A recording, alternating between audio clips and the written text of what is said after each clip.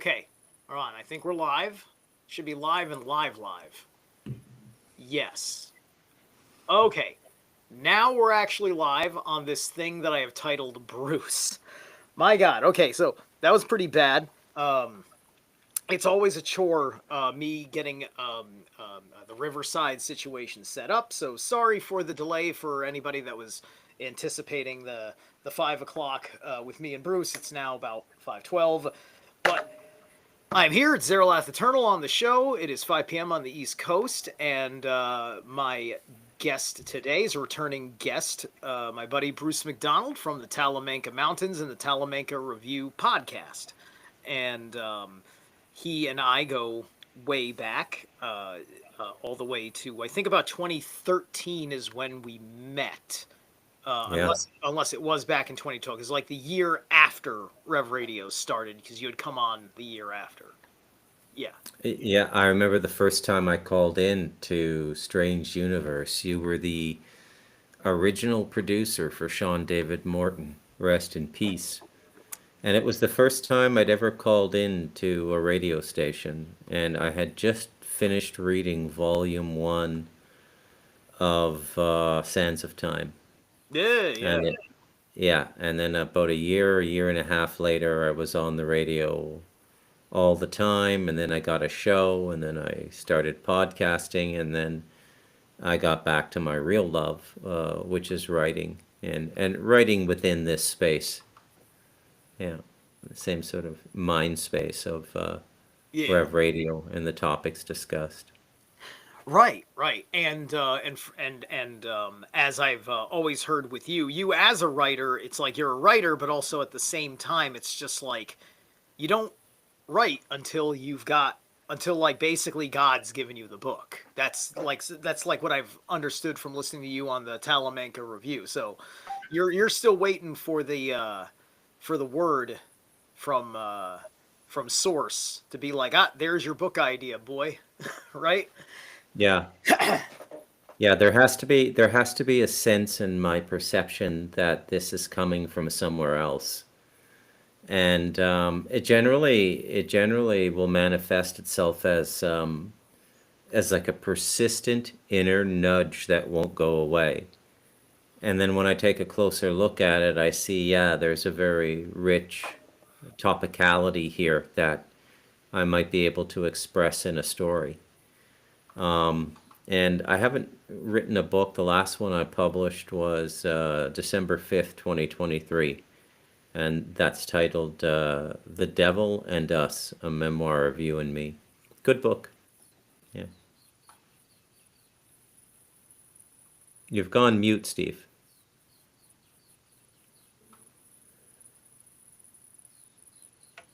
I don't know why I hit that. I'm sorry. You're Yes, back. it's on my reading list.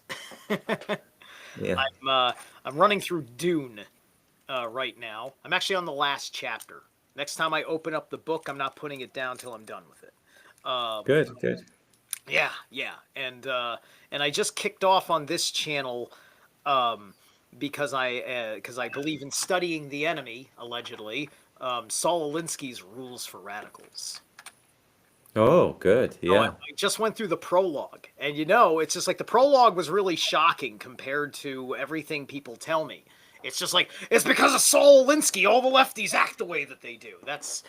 But at the same time, I'm also reading the prologue, and I'm just like, well, the prologue actually sounds like kind of on the level. It's just like, okay, I can see where I still have most of these attitudes.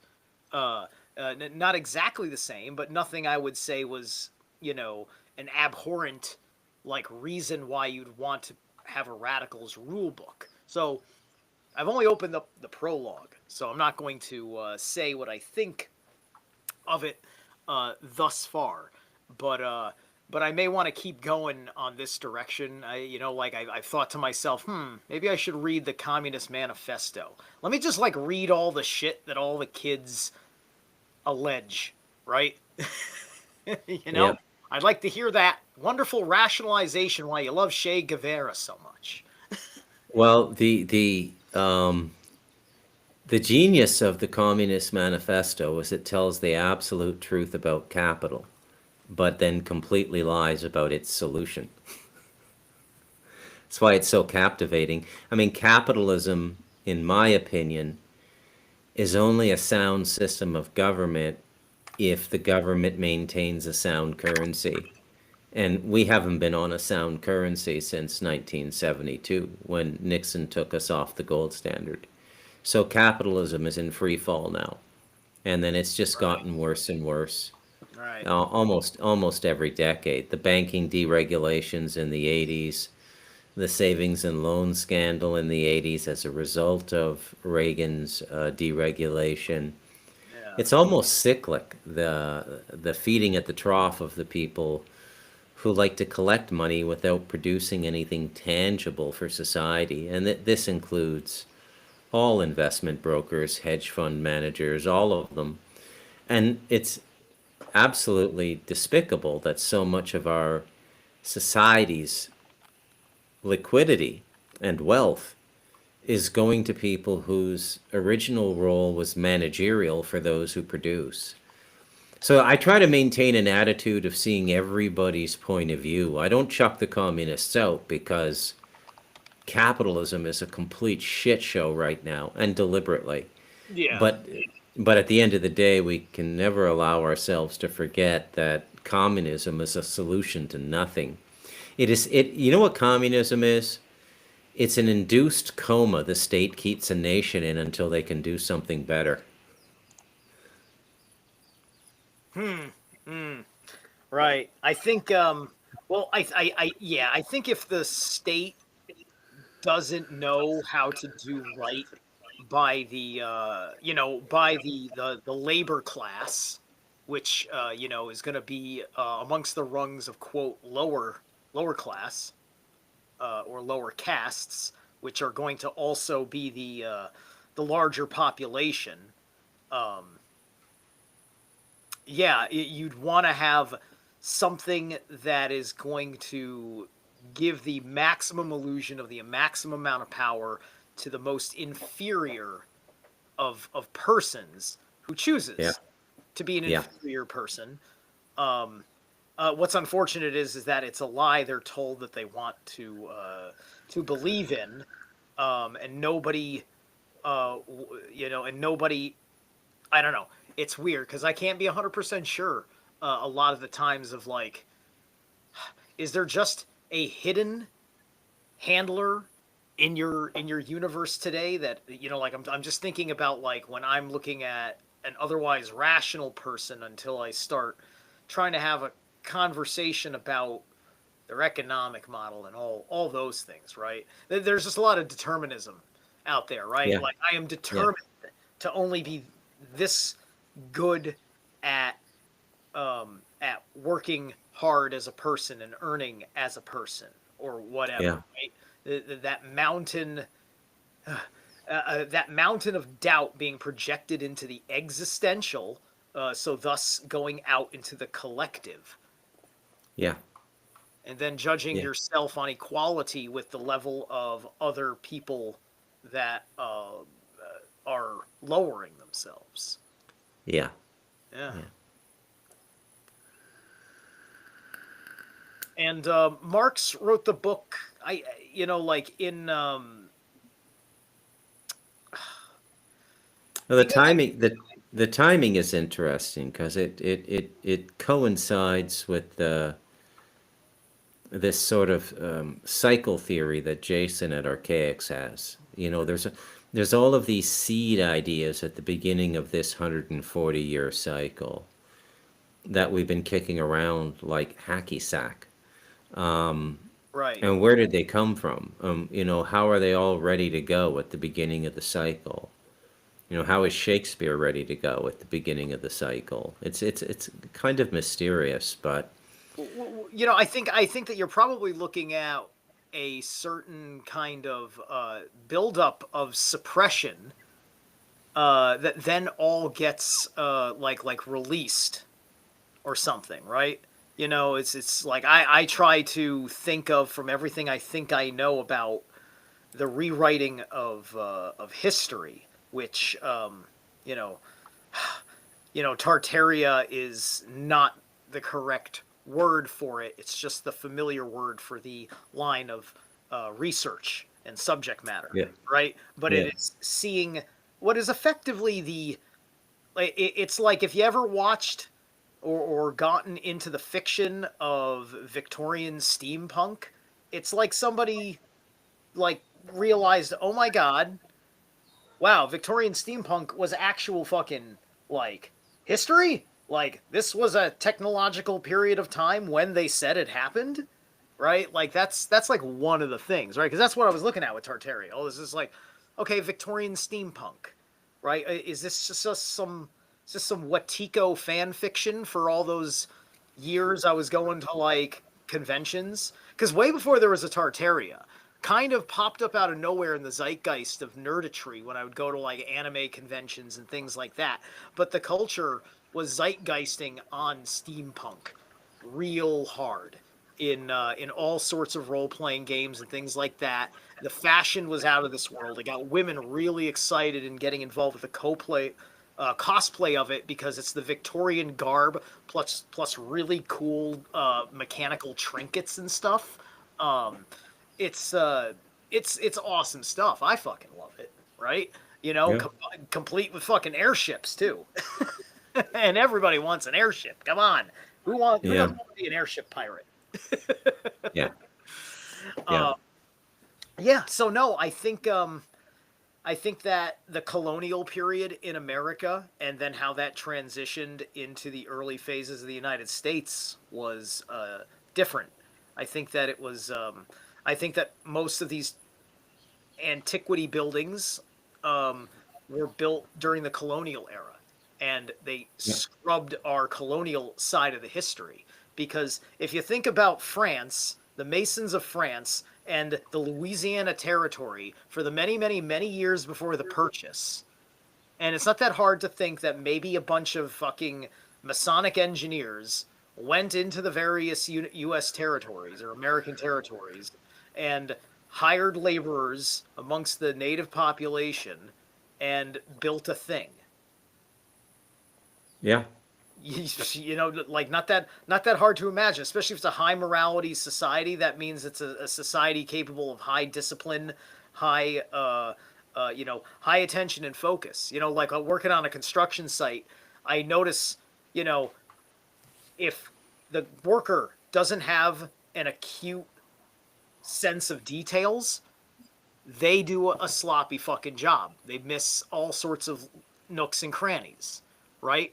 If you're a little on the OCD side, like I tend to be, it's like you're fucking thorough as fuck, Yeah. right? It's just like people can't even see the mistakes you make. You did them so fucking well, right? It's just like when you're playing guitar and nobody knows you hit a bad note but you, and you're the only one cringing at yourself, and you have to relax and stop being so self conscious. Okay. So that's kind of like the big difference, right? You know, because to me, looking at the craftsmanship, if the technology looks like it's within reach, then you're just doubting craftsmanship. And you know, lots Yeah. of old world people were easy enough to just go and get into that, and a lot of it's actually documented, especially some of the newer stuff. You know, Yeah. yeah, Yeah. Could you imagine having worked on something like Notre Dame in like the 12th century and then reincarnating in the 20th century and visiting it? I wonder what that would feel like. right. You'd have to know. And imagine living through the recent fire of Notre Dame too, and to watch that happen. Yeah. Yeah, yeah. So ultimately, I think that then the Civil War kind of killed all that historical continuity, the way they've been trying to kill historical continuity since 2020, right? Yeah. And then the Reconstruction period was trying to reconstruct everything that was lost in the pre-Civil War period. And I think the reason why it's easy to cover it up, is that it wasn't for you and me. This was like the Yeah. elites. Like I think there were farmers and stuff like out there. They didn't go to the cities. And the people in the cities, they're paying attention to their own fucking lives like they do now in their own little echo chambers. But then the elites, they got their fucking airships coming in, and people just look up. They're not told much about it. They got a spin story in the cities. People maybe hear a rumor about that. Something flies over. It's not much to their everyday thoughts until the fucking crazy stuff happened, right?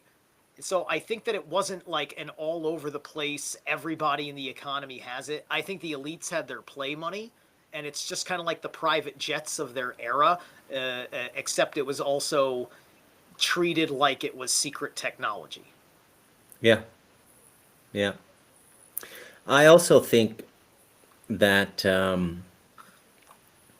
one of the things that happened after World War II is that the human race was given a form of time travel. Now, some people try to think about this in a physical way, like a machine. Cliff High does this, but I don't think that's the correct way to think about it. The way it was explained to me was that you could train a person to reoccupy a previous incarnation on this planet, and that there was technology, I guess, similar to Looking Glass, that could pinpoint the incarnations of the presently incarnate person. And then you could put them in a chair, something similar to the Montauk chair, Mm-hmm. and you could project the present day consciousness back into the 15th century incarnation Yep. with a mission, and then pull it out. But what they didn't realize, what the extraterrestrials didn't really explain to the human race, was this creates branch timelines. And I think there's some truth to what our mutual acquaintance Andrew Bartzis said in his material, that there was a decision made in a governing structure several dimensions above us to deal with the calamity of time travel on planet Earth. And this was put into effect sometime around 2014. Whether that's true or not, I cannot say. It is plausible to me. Mm. And the reason it's plausible to me is that there are so many linear historical anomalies now in all of our individual lives through the Mandela effects, Mm. and emerging more and more in a re-examination of ancient architecture. Now, the idea that some people have come up with, like for example, this gentleman at Archaics, I don't believe it. They would not be able to wipe human beings out that thoroughly every 4 generations, which is what 138 years would be. It would be about 4 generations, 33 years to a generation, 4.5 generations. And so to suggest that this has been going on since the inception of time, I mean, all you'd have to do, they would encounter debris from previous civilizations every time they drilled for oil. Mm. It would be impossible to hide.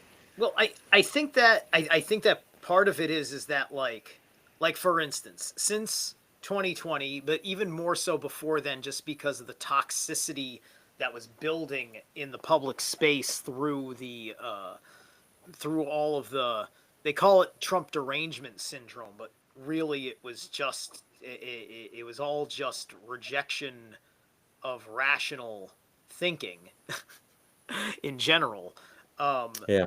that like you had a special divide because right now people are self eugenicizing by choosing to kill their children, have very little children or no children.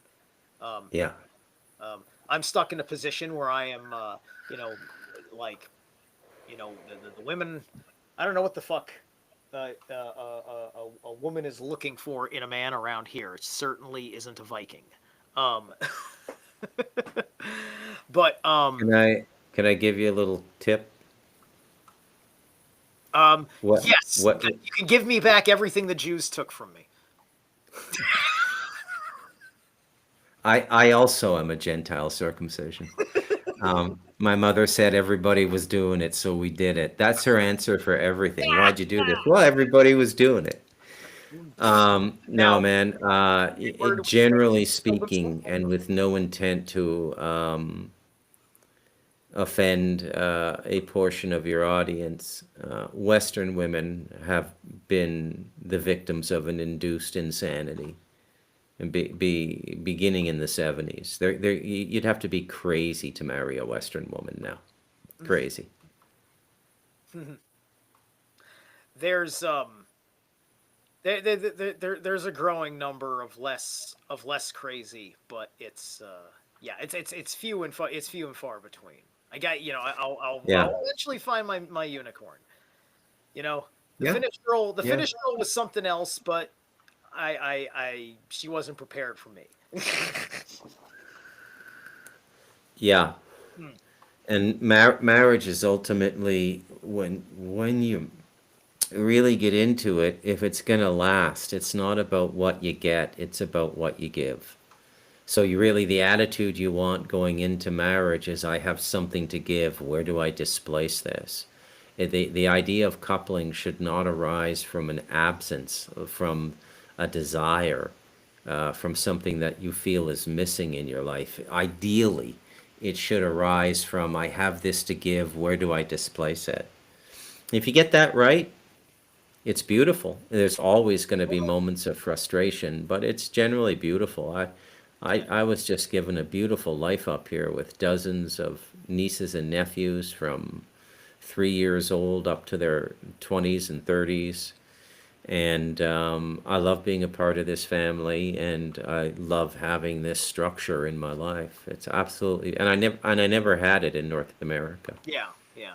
I it's just like typically I've noticed, especially since I've changed what it is when a woman looks at you one way or the other. I've noticed that a lot better, and it's just like, and what is an invitation from a woman or not. So now it's just like, no, I'm not afraid to talk to you, but you are going to take everything the wrong way because all courtship is sexual harassment now. All courtship under any circumstances, because a guy just can't be whatever, and get it out or something. Yeah, But no, like I just look and it's like I need to be um above I need to be above fucking pussy, man. I need to be above pussy because because I watch what happens with. I got lots of friends that think that part of their fucking reason why they're they're great is because they got all sorts of ladies that love them, and it's just like what why do they love you, sir? And what do you mean? What do you mean by love? Right? You know, yeah, is it just because your dick is that good? That's what you think is going on in her head? A woman will turn off her feelings about your dick any day of the week, while the guy will be missing your boobs for the rest of his fucking life. truer words never spoken. But that's the deal nature gave us, and we got to figure out, because nature always gives us some form of spiritual equation. So it's, you have to figure it why that is. And the truth is, when you dig into it, that this is the power that was given to women. They never needed feminism. Women, this idea of some anachronistic past where knuckle draggers smacked their women around and degraded them, and I suppose it goes on in certain traumatized bloodlines, but generally women have always controlled the world in large measure, at least 50% or more.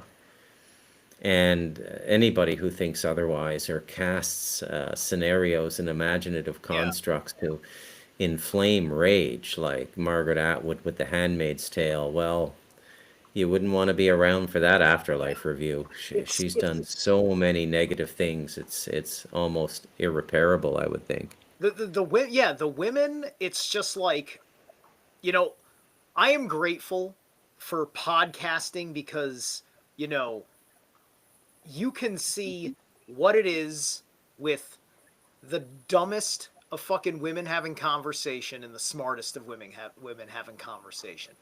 I Yeah. follow some brilliant fucking women on their shit with what they do. Right? Some of them I call friends, right? Because they're fucking brilliant people. Have Yeah. brilliant conversations, heartfelt, enlightened, spiritualized conversations of all sorts of different ways and shapes and forms, right? Yeah. Versus these girls, it's just like, what the, what are you, what is this prittle prattle, right? Yeah. Like that you make a pod just like you, you need this to be like this, or your best bet. I mean, motherfucker, the View, the Yeah. fucking like the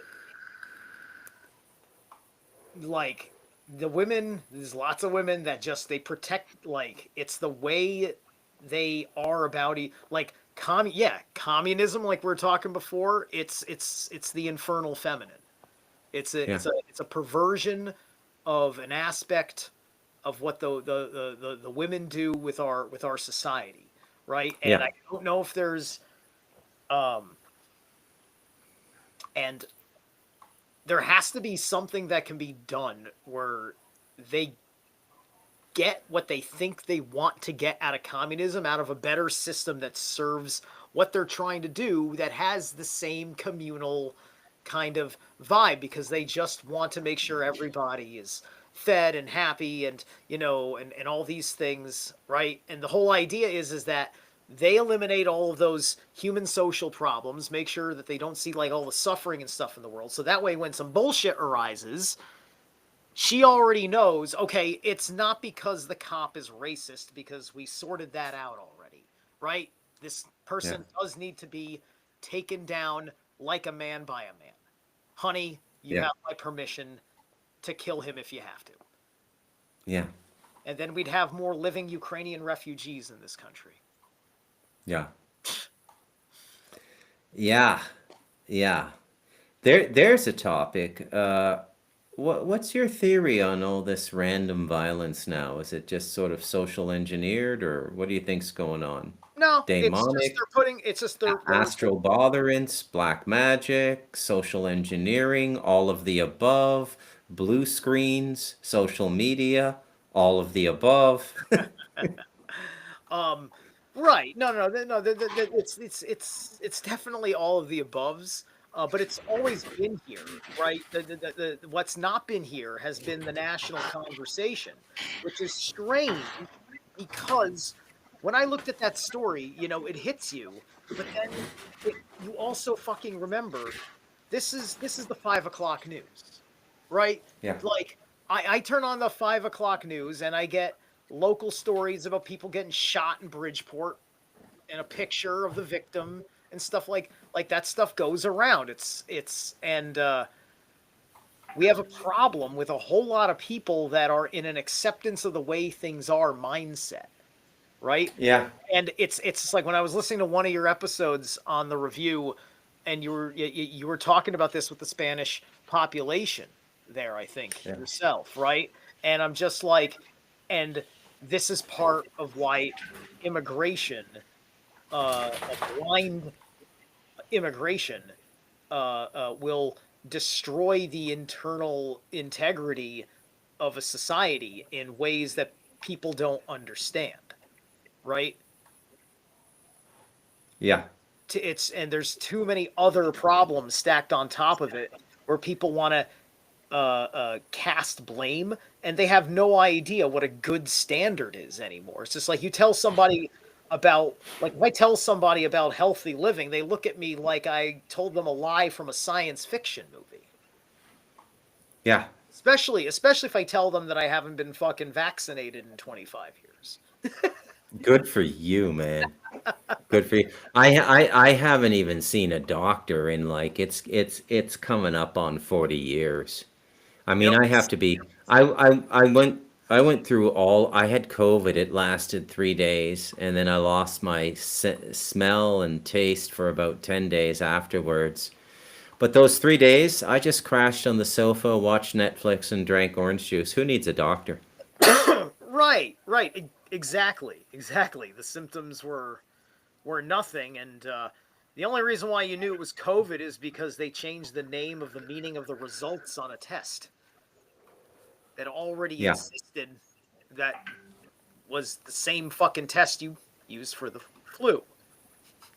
All of it is was absolutely asinine, right? My grandfather had a extreme aversion to hospitals and doctors himself, but I didn't hear him tell conspiracy theory stories at all. I, in fact, heard him say nothing about it. It was something very stoic, silent, and stubborn Yeah. with him. And you know what? He was healthy as an ox, and Yeah. he died a month after his horse died. Uh, Talk about running to your psychopomp, right? yeah. You know, his life force crashed almost immediately after Silver Tim passed away. That was his fucking soul on that horse. Yeah. Yeah. That Yeah. it's one of the reasons why I feel very close to the rune Ehwaj, because it's about exactly that relationship. What do you want to get into, Steve? Yeah, yeah.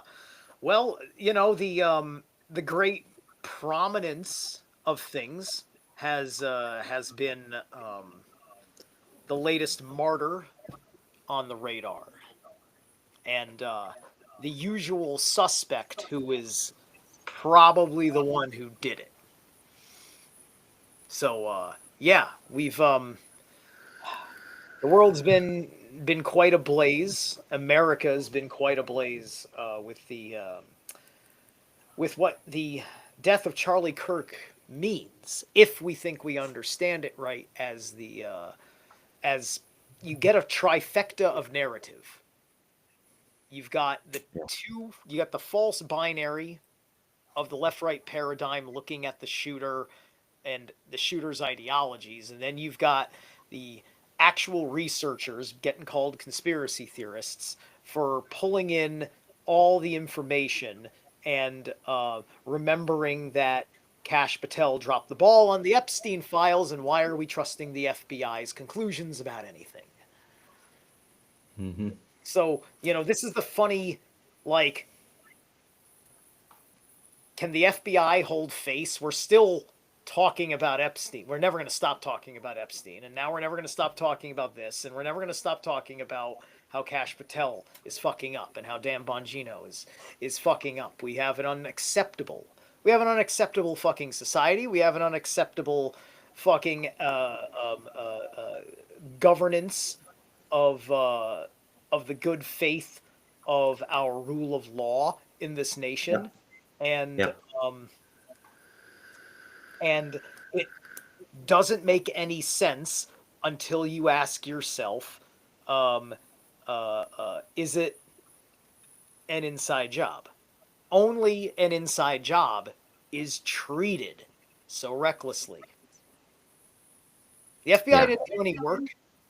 33 hours, a Masonic tribute, and they offer up their sacrifice. A man turns his son in. Yeah. 33 hours later, and the FBI acts like they fucking did something. Yeah. Well, I don't know what to make of any of this. The one thing I know for sure is that something wants to trap your energy in thinking about this. So what I do in a time like this is I just pay homage to the man and the very human experience of seeing this fellow leave the world stage, contemplate his fatherless family and his husbandless wife, mourn that for a brief time and then move on. But to do any more is to give them exactly what they want. And I think I've had the same theory since 2020. It's going on 6 years now. And that theory is all roads lead to the rebuilding above ground of the Temple of Solomon. And just like Stephen Crowder, I would sit at a table and just put one of those signs out that says, "Prove me wrong." Mm-hmm. And you don't see it because that's part of the art of the distraction. But quietly, tangential to all the chaos that's been going on, this agenda of the temple has been moving forward. Some speculate that the heifer has already been sacrificed, that what they are calling in Israel a trial run was actually the real thing. And Yes. it's interesting to note that this Jewish agenda, or excuse me, this Zionist agenda, which extends far beyond just Jews. Isaac Newton was a big proponent of Zionism. Um, it just goes on and on and on and on. And sorry, my wife calling me there. And um, World War One had a very strong Zionist benefit in the Balfour Declaration. World War Two, let's get this country started. And it's almost like chaos is the energy that the Zionist dream is fueled on. And we're in a matrix of chaos right now. And it will culminate in the construction of the Temple of Solomon, which I think is a very dangerous thing. I think it is an amplifier of blood magic and various other forms of magic. I think it's would act as a kind of power center for the most negative incarnate elements on the planet. The most negative elements influencing the human journey are not incarnate on the planet, but Yeah. they work through human agency, through consciousness. But this would be the most negative physically manifest thing on the planet. Mm. So that's my spiritual interpretation of it. Politically, historically, socially, um, it's kind of hard to deny it to them. They've paid every due, every tax, every toll, every bribe, everything they've had to do to get to this point. It seems extremely important to them. Islam has at least a half dozen holy sites superior to the Al-Aqsa Mosque, and I don't see it as a huge sacrifice for the Islamic world, for world peace, to offer up that space for the construction of the Temple of Solomon, which in its specific negativity would catalyze a spiritual awakening in the human race, because I believe that's what the negative does. So I say get on with it, man. Build the temple. Even though I know exactly what it is, even though I know exactly who wants it, or generally who wants it, and generally what it is. I shouldn't say exactly. I'm not inner circle Sanhedrin. Right. I'm not ninth circle rabbinical wisdom. Mm. So, but I say give it to them, okay?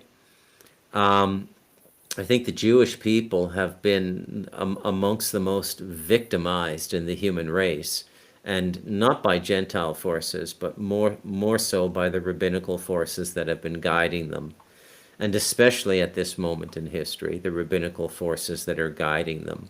Yeah. Yeah. But this universe and the way this reality works is there's a mandate to give people what they want, even if it's not good for them. And so they're going to get that temple. That temple is going to come about. I don't see any other narrative on the planet. I think that all of the chaos is an attempt to provoke the acceleration of this process. I mean, the prophets have told our Jewish brothers and sisters that the world will turn on them, but they will win, and God will aid them.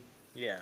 And they seem to be provoking a wider conflict. I don't see any purpose in attacking Qatar because there might be a couple Hamas billionaires in there.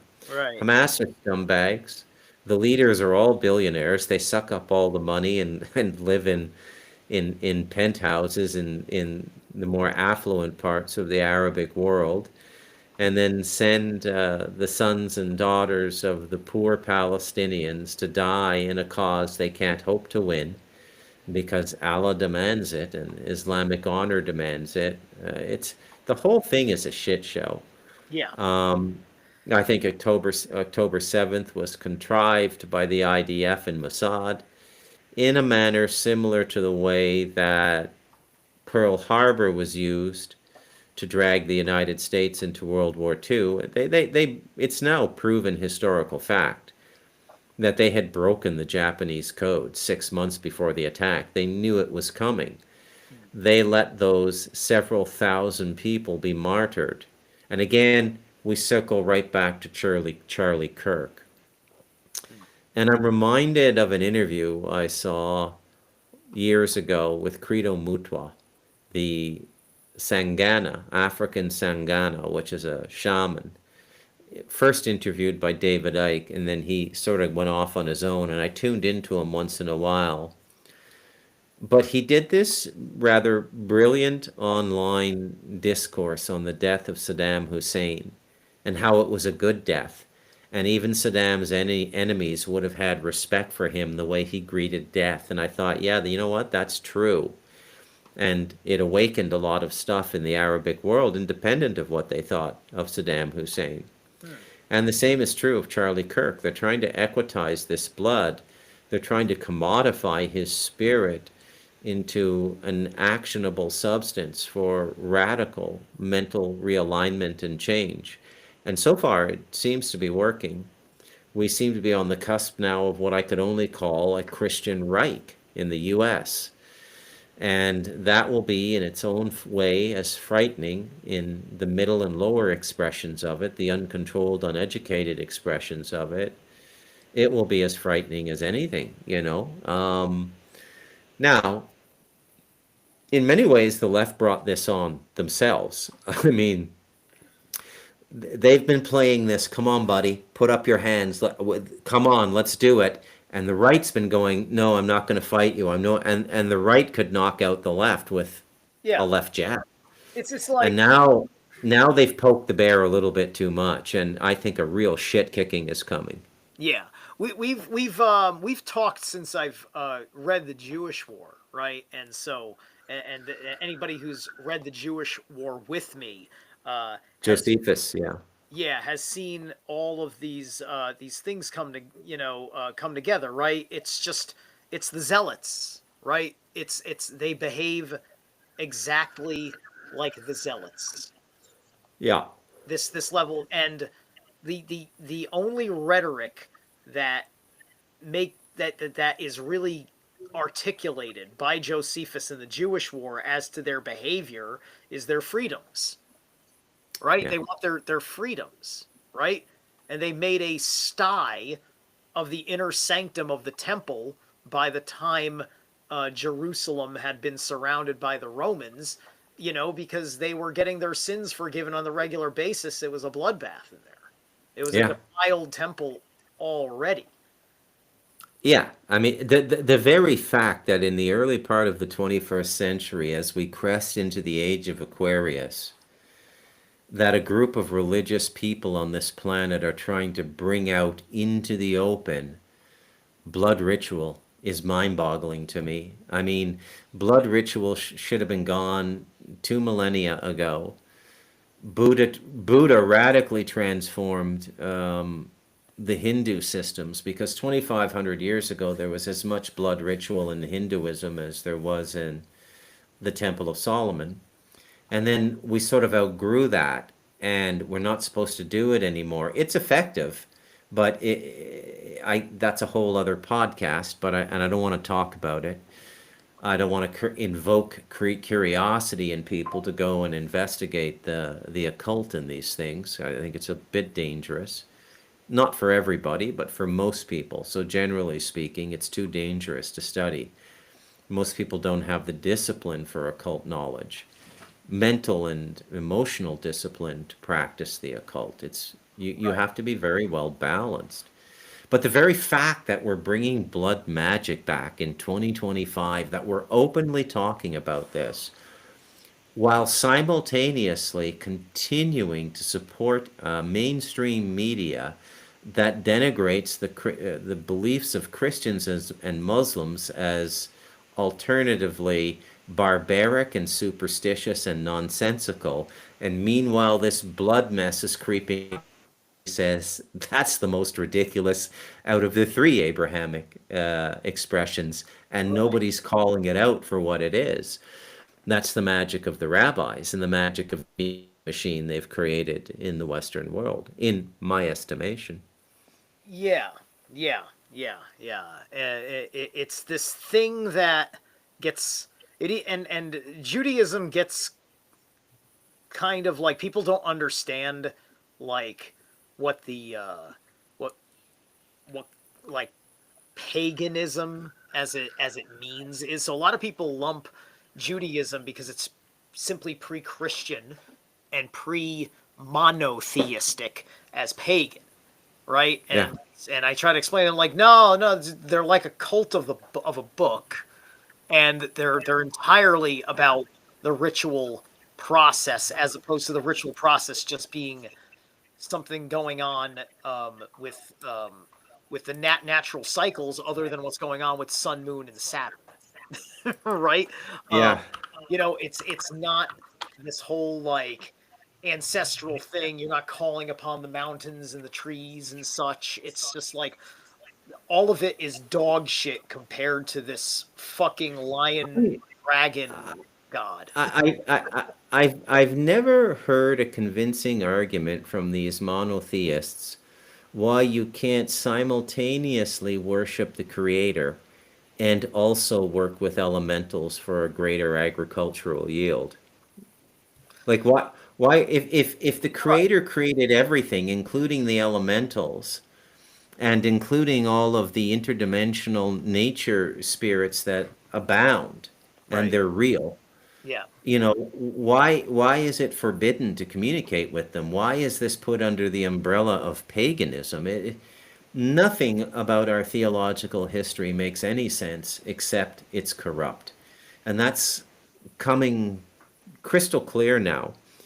Where we're failing as a society or as individuals within the West is to come up with individual solutions to fill the spiritual void, yeah. because a spiritual void is a consciousness cancer and it will consume an entire Yeah. society. Well, we seem to treat the spirit world like they're these fucking day laborers that we can hire on Yeah. command, right? Yeah. It's just like my magical practice. I've told you this before. Everybody here knows it. I do not do invocations. I only do evocations. The power comes from within. I don't Give people the definition of invoke and evoke, because invoke. it's a great dichotomous word, Absolutely. like introvert and extrovert. Yes, yes. So in vocation. So the vocation is me, right? And the in is the out is the external coming within, right? So calling the spirit in, right? This is when you're doing your spiritual contracts. This is when you're practicing Thelema and playing with all of the dial codes to command various demons and angels to work for you, right? That's invocation to bring the spirits in. Me, source flows through me. I have my relationship with the gods and the gifts that are bestowed upon me for my discipline, and I bring those powers out in my evocations. Oh, wonderfully said, Stephen. Wonderful said, man. I might transcribe this and steal that paragraph. Oh, go for it! Everybody needs the right words for their upgrades, right? Yeah. So let me ask you, as somebody who has been comfortably ensconced in a magnificent natural mountainous landscape replete with monkeys and wild pigs and jaguars and ocelots and mountain lions and pumas, who has the daily background noise of birdsong and wind and rain. Um, what is the psychic temperature in the United States right now? I figure that you being located in the Right. Northeast in Connecticut, you'd be That would be the ultimate place to get the barometer of the psychosphere. All Is right. it, am I being grossly misled by social media, or is it in fact ready to explode? I don't. The left doesn't seem to have enough energy for an explosion to actually matter. They may have enough energy for a psyop to look like a more severe threat than it is, with perhaps an event or so, but the left can't even muster up more than like two, 3 dozen people to show up at a fucking like ice facility to give them hell, and then they lose. Right? They're Yeah, completely demoralized. And the um the Christian the Christian Reich thing, I don't know if I don't know. Like the Christians of this nation, even the ones that have very strong attitudes as they do, they they may be simply happy with an actual like police state for the immoral, right? Like that, because that's been like a big thing, like talking natural law, talking about Christian common sense. Like different circles are kind of saying similar conclusions, because like as one who would rather be in the anarchist universe, I love the works of Mark Passio. I would love to see the world reach the same ends that because I see that as a very cool way to go, right? But you know, this stuff which is abhorrent, unfortunately, is now happening on a deserved level, right? The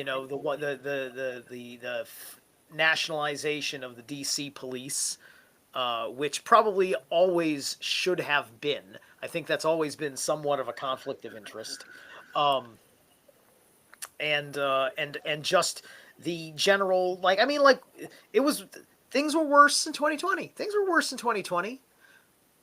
I don't get a sense, because the psychic infrastructure that was riling people up, it's not in mass anymore, right? Because you know, five five to 10 years ago, if you're on television, if you're on one or two centralized networks on the internet or whatever, you're getting uniform radicalization from major fucking people with major fucking followings that have been, propped up by all of the illusions of everything you imagine that you loved about these fucking people, right? yeah, You know, and they don't understand the reprogramming process that they were put under by the implosion of all this stuff in Hollywood. It's all just this void. They don't even think that it's literally related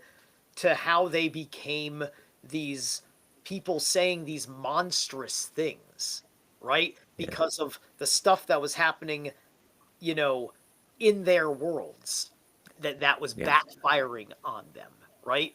Like right Agreed. now, right, yeah. So I don't know, right? It's hard to tell. Europe's in a pretty, like, the European countries that are having the immigration problems are in extraordinarily dark places.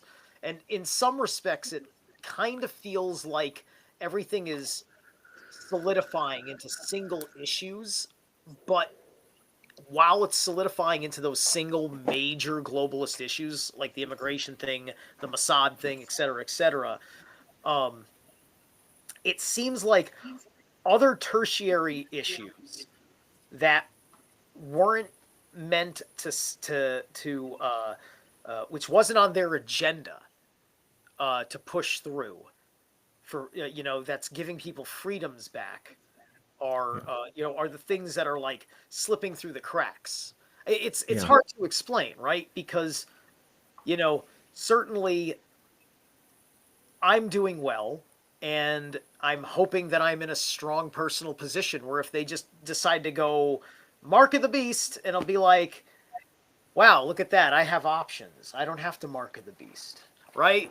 I'm hoping that I'm set up that way and that I don't have to make a huge fight because Neuralink is here and all that shit, right?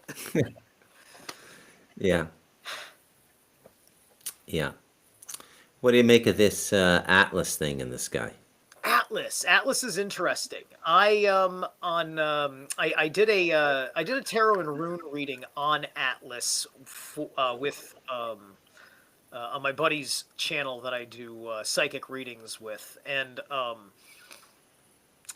the reading was telling me to pay more attention if you're going to pay attention, because I haven't been able to get it all narrowed out, but the astrology of Three Eye Atlas is going to be the best things that you're going to get from it is simply tracking it astrologically. And so that would, so Atlas, we're talking about something of an Atlantean consciousness, right? So Wow. this rock is going to have an Atlantean consciousness. It's going to have a Titanic kind of consciousness. The Yeah. Titan Atlas, who holds the world up, right? Yeah. And this is just a meteor, right? It's Yeah. small. It has a small uh, influence in the informed field. So Yeah. um, it's going to be flavoring stuff, right? And what we do know is that it really, really, really, really wants to say hi to Mars.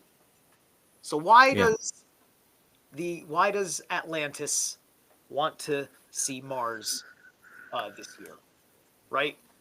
It's going to meet Mars at the beginning of next month, and then it is going to be closest to Earth on the winter solstice.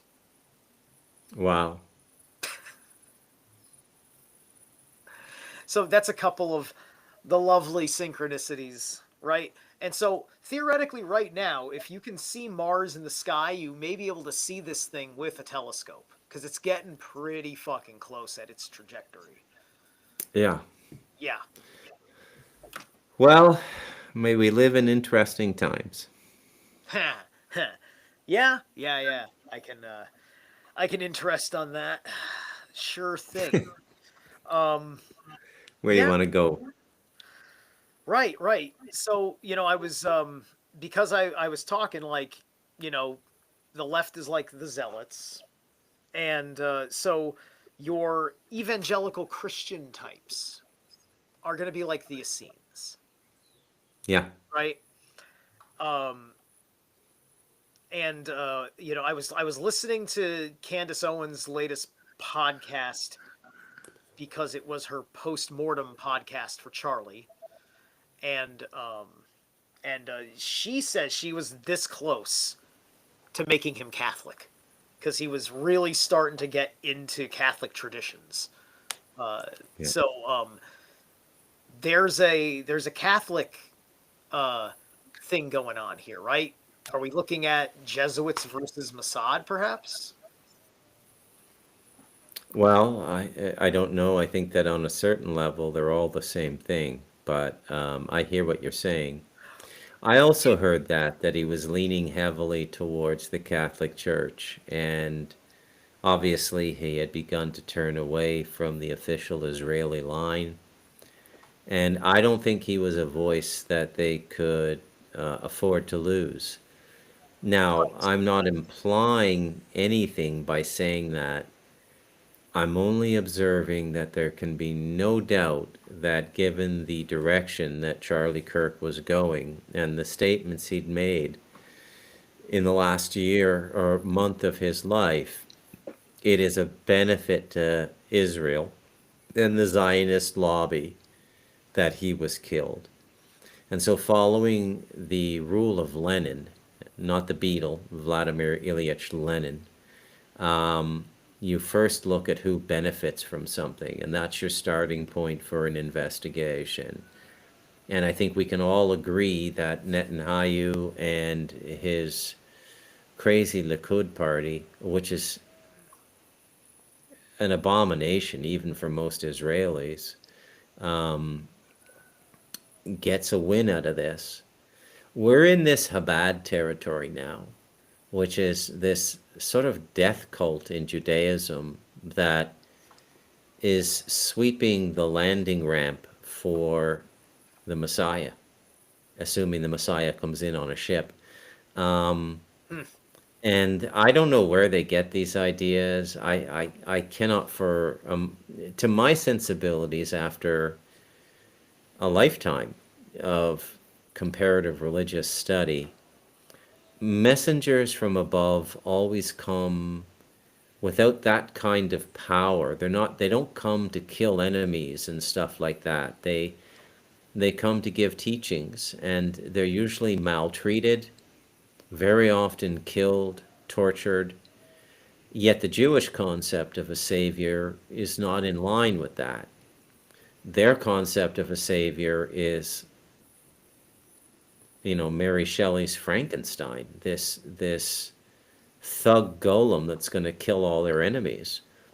I Hmm. don't know enough about Jewish theology because you can't really study Jewish theology in depth unless you're Jewish. It's a sequestered society. It's more sequestered than Amish or Mennonites. So I don't know what the Messiah is, but I would only caution Christians to take note of what I'm saying and to take a moment to realize that the Jewish definition of Messiah is probably the literal and diametric opposite of Christ's expression of the messianic intent. Hmm. And factor that into your thinking.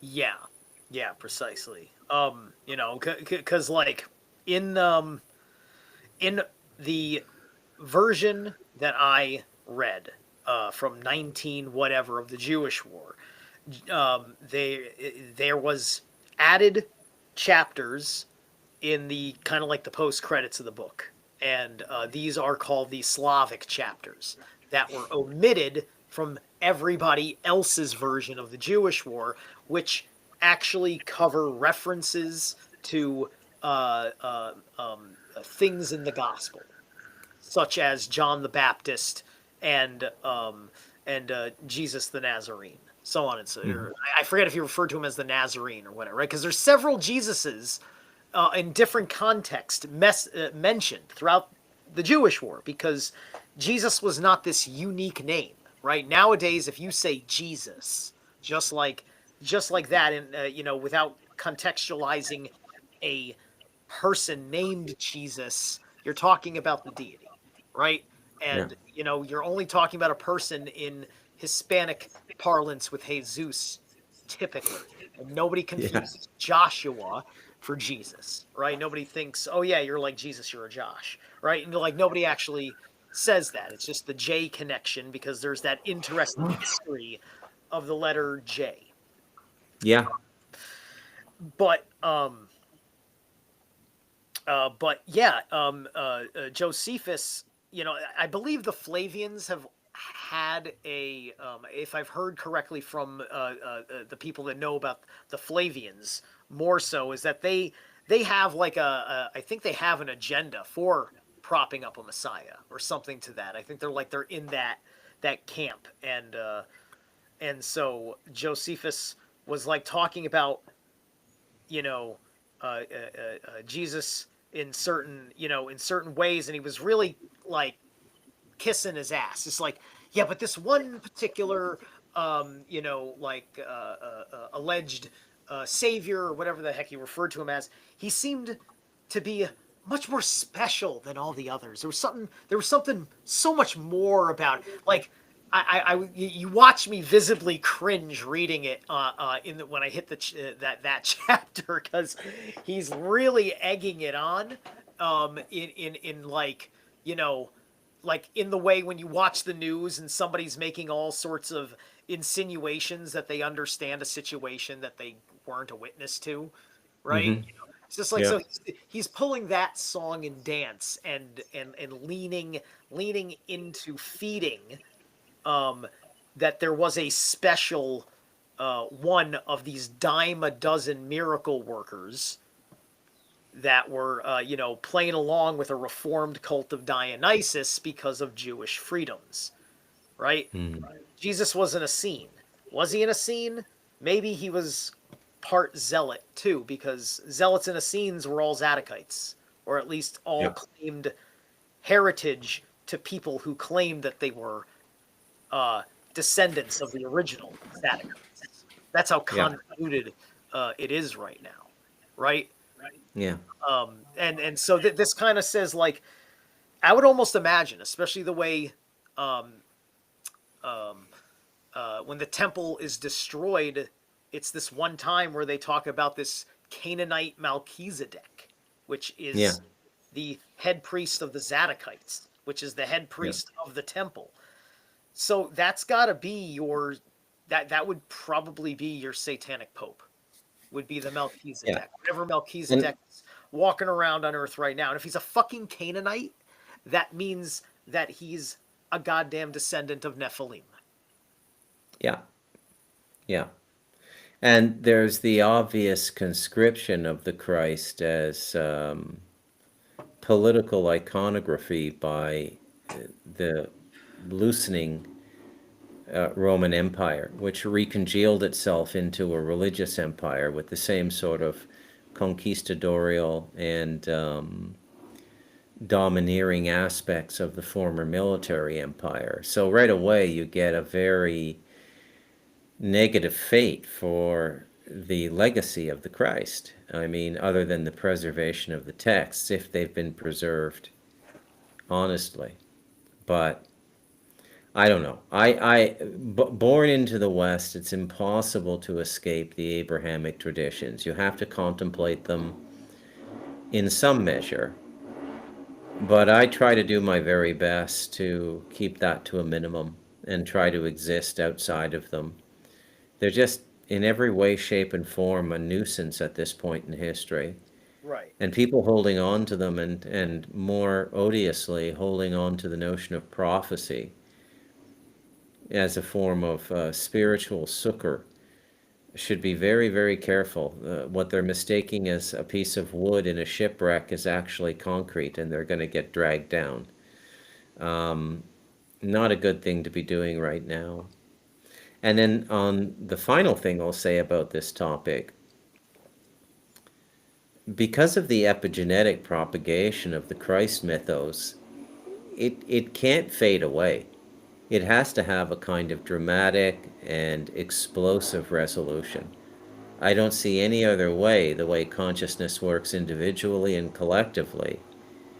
I don't see any other way of getting out of this other than an explosive conclusion to the mythos of the Christ and the political capital of Rome. What do you think? And the reason I say that is when you lean so heavily on prophecy as one of the pillars of your Right. theology, Mhm. if you reach the point of the prophecy's manifestation and nothing happens, it's almost as significant as something happening. Yeah. So, Yeah, for all of the the bullet points for a prophecy to produce a certain result, line up, and then the result is not achieved. That is interesting. You know, it might mean that perhaps there was a required sympathetic magic and they misgauged um, amongst those within the sympathetic awareness of it, having the right uh, emotional state to charge the ritual, and it's backlashing. Perhaps they're dealing with backlashing because they did it wrong. Um, because all of these fucking prophecies, all of it is fucking. I think back then it was like they didn't have the fucking they didn't have the mind to talk about human psychology in a certain way. So yeah, so the prophecies were there um, to try to run things down about causality, right? yeah, Because Sean David Morton always pointed this out. Um, Jonah. Jonah's the one fucking prophecy in the Bible that didn't happen for one very clearly made reason. Because the people of Nineveh actually took the wisdom of Jonah to heart and changed their ways and averted disaster. Yeah. And that's Yeah. the only prophecy in the Bible that did that. It's the only example that I know of in there where prophecy was averted because somehow the people found the right way. Yeah. I don't know the details of that. I'm not going to judge the details of that. Maybe the Bible says they did awful things for God and that was the right way. But in the real world, with the real creator, the higher forces, I call him, her, it, thing, can't gender something that's pre-gender, but um,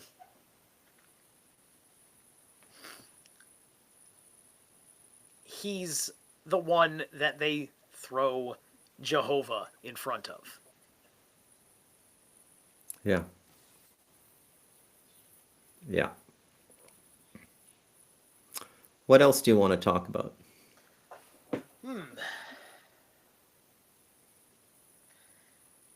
Let's see. We we got I think we're going to war with Venezuela. I think Trump's Well, gonna do it. I think he's gonna uh, I think he's gonna fucking do it.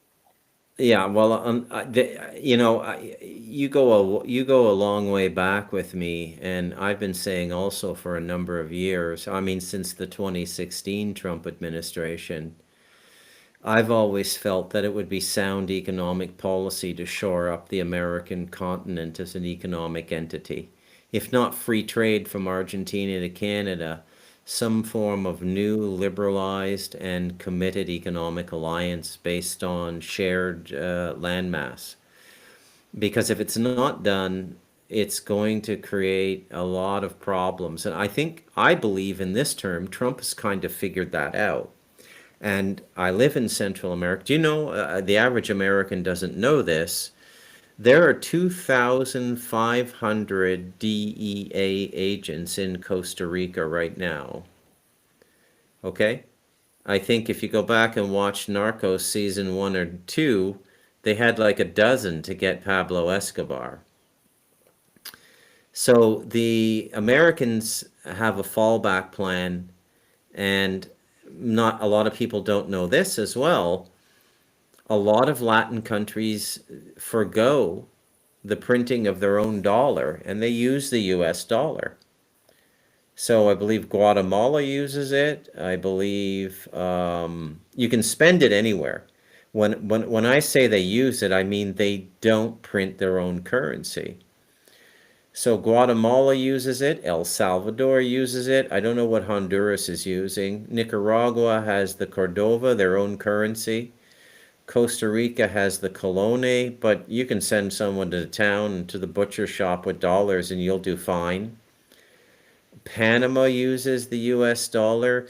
Milei is going to take Argentina to the US dollar. So a dollarized American continent with a new form of shared responsibility in representing the true valuation of that currency could be a temporary stopgap to the collapse of the US dollar. Which, by the way, you know, there's all these people going on and on about the US collapse and everything. Well, maybe. But I don't think it's going to be as catastrophic as people think because there's so many countries using the US dollar or dependent on the US economy that you could create a continental economy in the Americas that could provide almost as much as our trade with the rest of the world has provided. And instead of using China for manufacturing, transpose those manufacturing jobs down to Central and South America. You know, they did it with cars in Mexico. They're starting to do it with software, computers, and semiconductors in Costa Rica. All kinds of things can be done. I mean, these people aren't stupid. They've just never had the opportunity to have a higher education. So, you know, the doom and gloomers who are talking about the end of the world, whether they be the abbots of an ashram or whether they be economic pundits, I say, go fuck yourself. You know, are we going through a giant transformation? that the world is changing for the first time since the Bretton Woods Agreement? Yeah, no doubt. But it doesn't have to be this apocalyptic experience that so many of these economic pundits are talking about. It is a I will say, the one thing I do agree with them on is a $37 trillion debt is untenable. Like America has to get a grip on its finances, but Trump's been trying to do this and they call him a fascist. One of the things that has proliferated in the last 5 days or so since Charlie Kirk's passing are the clips of his engagements with these university students. And you can have somebody step up to the mic and say they're studying economics, and they don't have any concept of what economics is. Yeah. None whatsoever. Begging the question, what are they teaching in these universities? The the You the, know? the people, yeah, and people they got no effing idea about a thing. Like it's just like when it comes to the game that's Charlie Kirk has been playing for many many years, which is along the mainstream zeitgeist conversation of the current surface politics, the current direct engagements of economics, race issues, gender issues, foreign policy, the whole nine yards. Because he's a mouth for for the he was really like I think he was trying to be a populist Christian, right? I think he was much more interested in that because he was I mean the fact he's started doing a month ago what he's doing was showing that he had a certain persuadable mind based on reason. You could reason with him and show him an expanded, more sophisticated view of the world, right? Without Yeah. shaking his relationship with God to the core, right? Yeah. So that is something that people don't understand. It's unfortunately the people that are only capable of living in the now and have no sense of history or appreciation of the hard political work people did in the past. They don't understand how far Republicans have come, and Yeah. they've been specifically grooming these liberals to be fucking so fucking psycho. It's taunting them. It's like Yeah. it's taunting. It's like no, you're a neocon, right? They're trying to turn them into neocon fascists, like the way Yeah. they've been since the 1970s. Yeah. Yeah. So it's I think the most disturbing part of it is so many of the young people are susceptible to it. But then we have a lot of generational reckoning, you know. What is ostensibly and still propagates itself to be the wealthiest and most powerful nation in the world, the United States, has reached a point where it cannot provide a suitable living for the upcoming generation to procreate, to own a home and to procreate. That is daunting, right? You can do that anywhere in the world. You can make $600 a month and have two, three kids in Costa Rica. You'll be fine. and we also we couldn't we allowed the inability to produce them as well. The kids went to college, and the American dream is you are going to do what you want to do, right? And so we told them that yeah, you can have a degree in sociology and there will be a great prosperous, you'll make all sorts of money kind of career in sociology, like these examples. And they don't Yeah, explain to them how those examples of successful sociologists got where they are, yeah, which is mostly they're being paid to sell you on sociology for the grift. So the university can make money. Easy fucking money. And and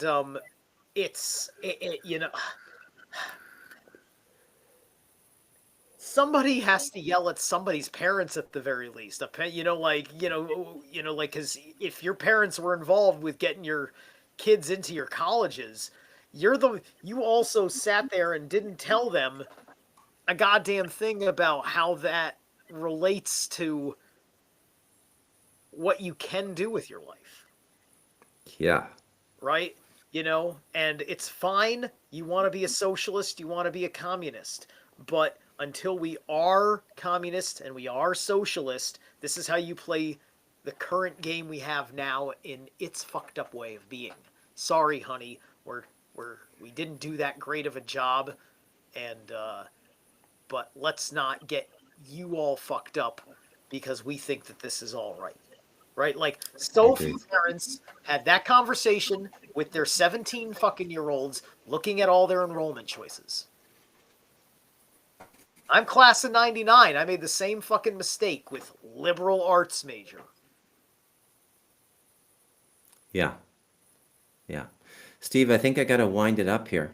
Okay. All right, man. Yeah, no, it's been like a little over an hour or so. Yeah, hour and 20 minutes. Thank you, Bruce. Yeah, Aiden, this is pretty good and comprehensive.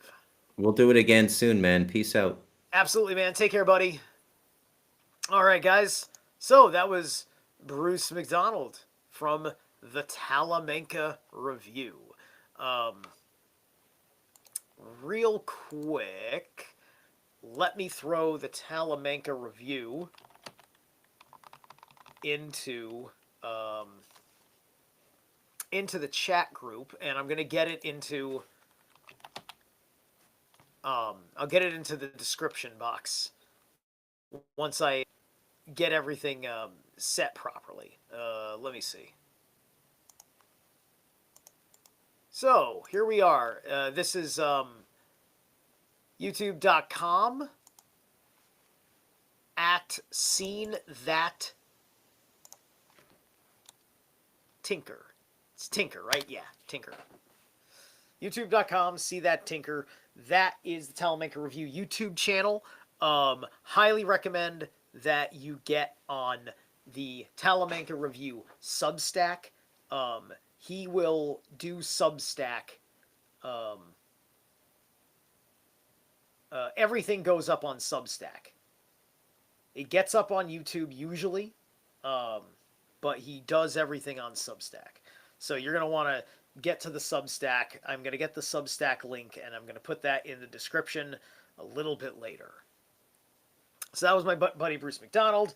I'll also leave a link to our prior conversation from a couple of months ago. Thank you very much, and have a great night.